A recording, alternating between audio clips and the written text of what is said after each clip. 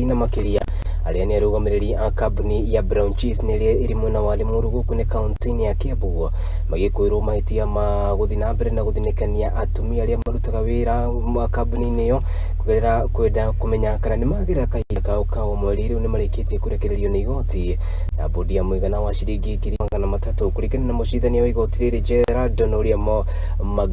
magori ni atariria ati riu aria ya kana Ekuirwo ya maritanyitwo gukorwo magikinya igoti-ini ria Limuru maita me o kiumia niguo gukorwo magitika thitango kunyagia Ciira wao wa kugituithanio.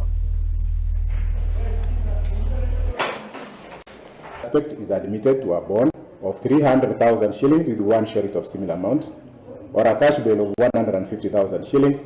pending the approval of the charges to be preferred and taking of plea. And the suspect's respondents, upon being released on bond or cash bail,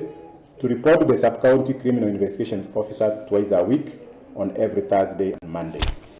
I'm not satisfied on a balance of probabilities that there exists any compelling reason for the suspect's respondents to continue being detained in custody and to be denied bond. There are no compelling reasons as per the affidavit shown by the investigating officer and the submissions by the prosecution. The application is therefore disallowed. This case will be mentioned on the 24th of July this year to confirm whether the suspects would have taken plea in the